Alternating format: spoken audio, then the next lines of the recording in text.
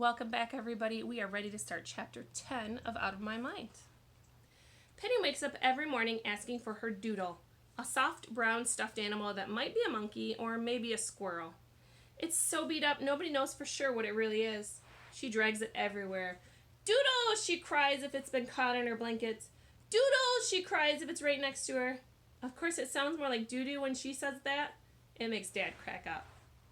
I smile when I hear footsteps outside my door. Big ones and little tiny ones. Mom and Penny. And Doodle, of course. Sometimes my legs and arms are stiff from being in the same position all night, and sometimes my toes tingle. My bedroom door opens. Dad never gets around to fixing that squeak. Mom traces a finger along my cheek. Maybe she's checking to see if I'm still breathing. I am. I open my eyes. I wish I could say good morning, but I just grin instead. She pulls me up and hugs me, rarely stopping to sit in the rocking chair anymore, and rushes me to the bathroom because I usually have to go really bad first thing in the morning.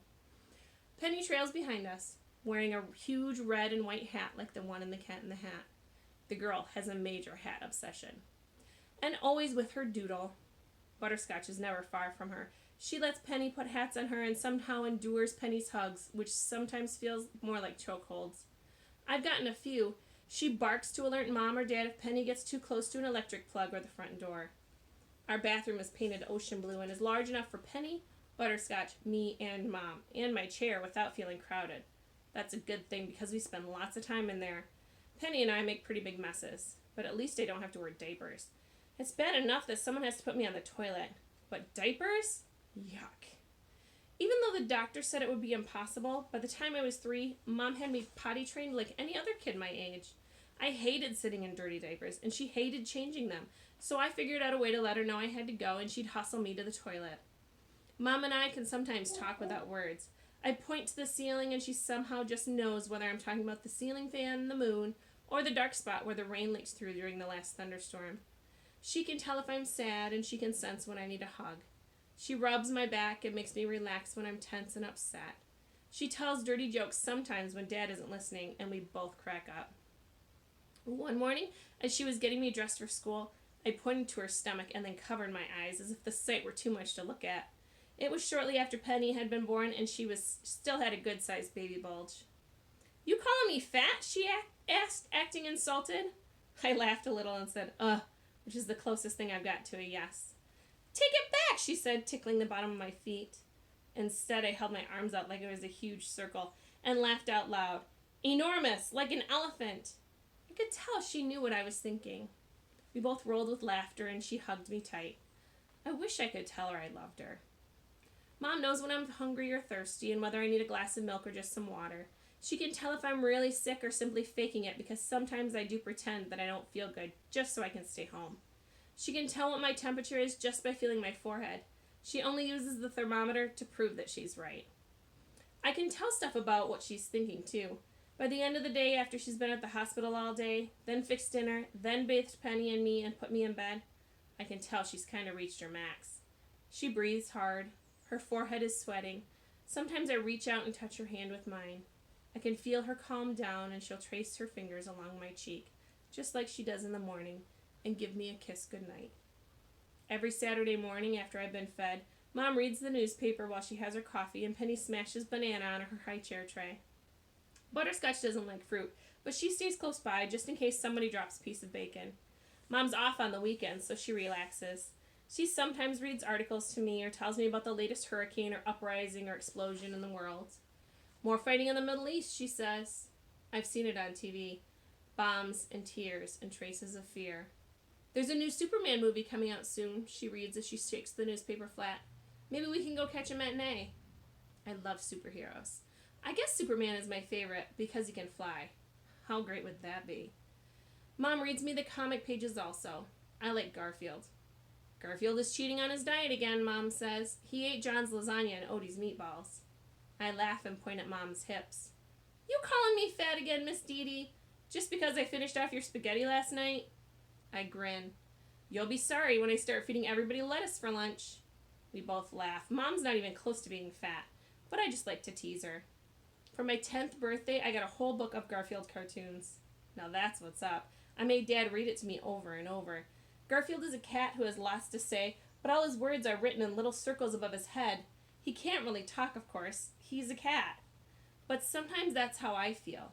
Like, wouldn't it be cool if I had somebody to write the words over my head so people would know what I'm thinking? I could live with that. Large floating bubbles above me, speaking for me. Wouldn't it be cool if somebody could invent a bubble talking machine before 5th grade starts in a couple of weeks? Ha! When I try to talk, the words are exploding in my brain, but all that comes out are meaningless sounds and squeaks. Penny can say lots of words and pieces of words, but my lips won't come together and make even a simple sound like that.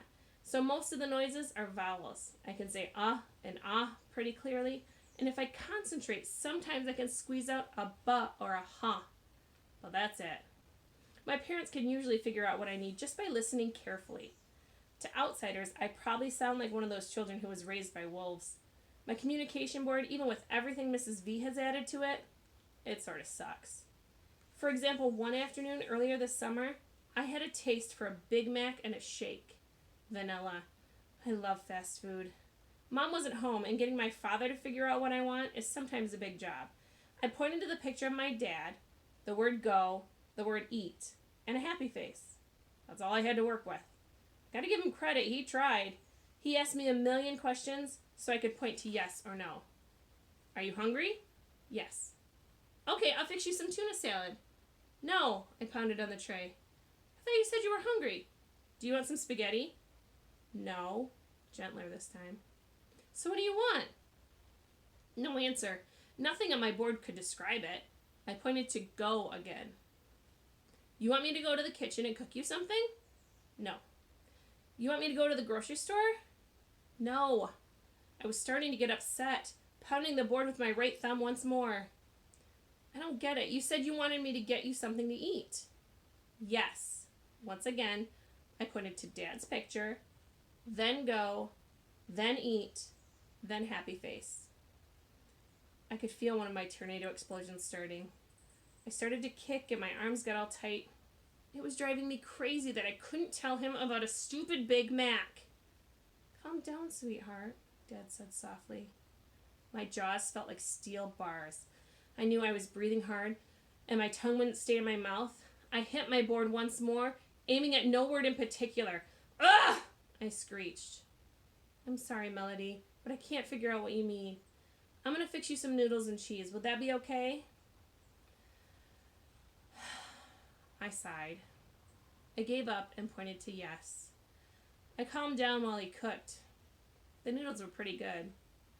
A couple of weeks later, my dad and I were in the car and we passed by McDonald's. I screeched and kicked and pointed like Godzilla was coming down the street. Dad must have thought I was nuts. Finally, he said, "Would you like to stop and get a Big Mac and a shake for dinner tonight as a treat?" I shouted, "Ah!" as loud as I could and kept on kicking with absolute delight as he pulled into the drive-thru. He never did make the connection between the fast food stop and my request a couple of weeks earlier. But that's okay. Even though it took us an hour to finish it, it was one of the best hamburgers I've ever had. That's the end of chapter 10. We'll see you next time.